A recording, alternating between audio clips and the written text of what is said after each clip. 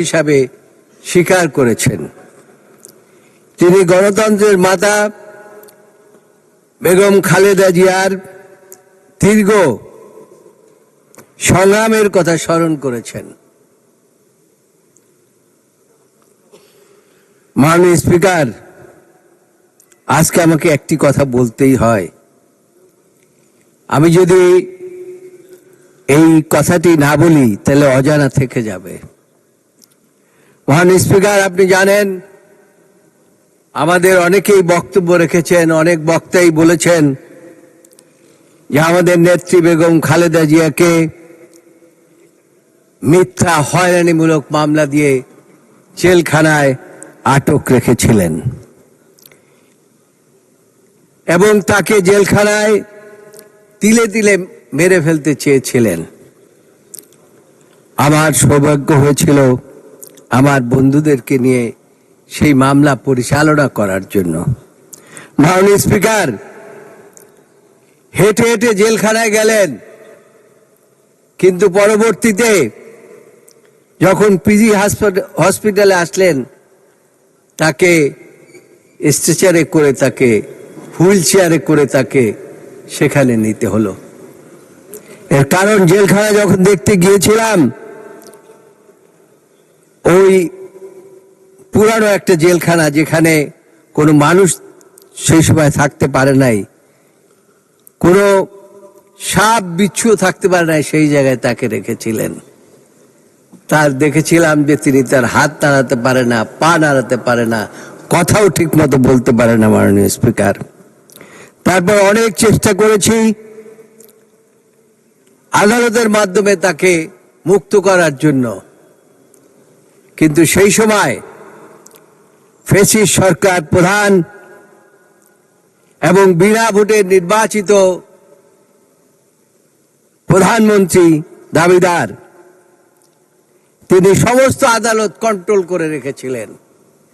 এমন ভাবে কন্ট্রোল করেছিলেন যে কোনো অবস্থায় যে বিরোধী দলের কোনো নেতা কর্মীরা কোনো বেল না পায়।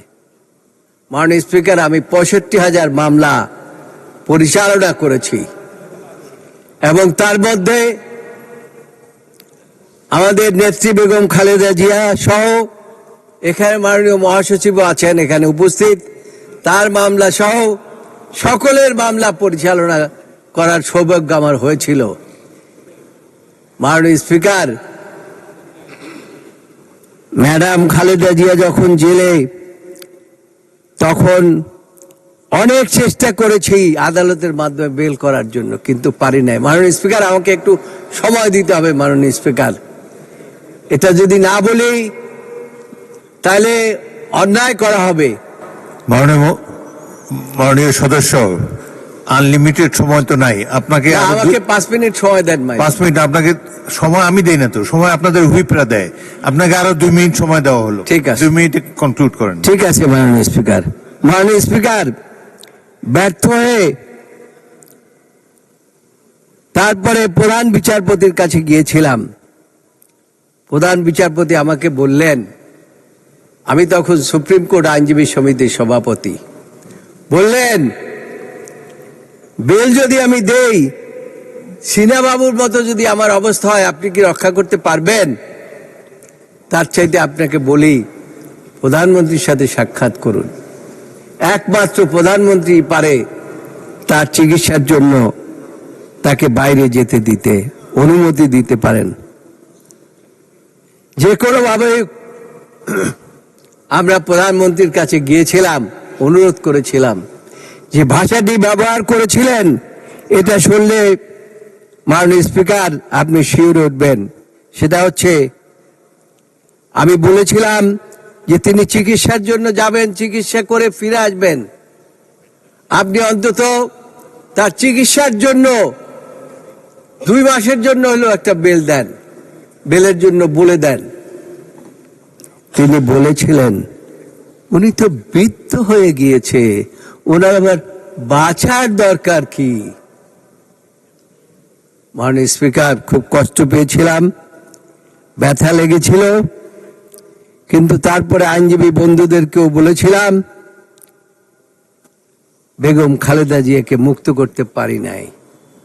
আল্লাহর বিধান কেউ খণ্ডাতে পারে না। ফ্যাসিস্ট সরকার বিদায় হয়েছে, বেগম খালেদা জিয়া বেঁচে ছিলেন আল্লাহর রহমতে। তবে আজকে খুশি হতাম, সারা জাতি খুশি হতো যদি তিনি দেখতেন যে আজকে ফ্যাসিস্ট সরকার বিদায় হয়েছে, জনগণের। ধন্যবাদ মাননীয় সদস্য। পরবর্তী বক্তা মোহাম্মদ মুক্তার আলী, যশোর ৬।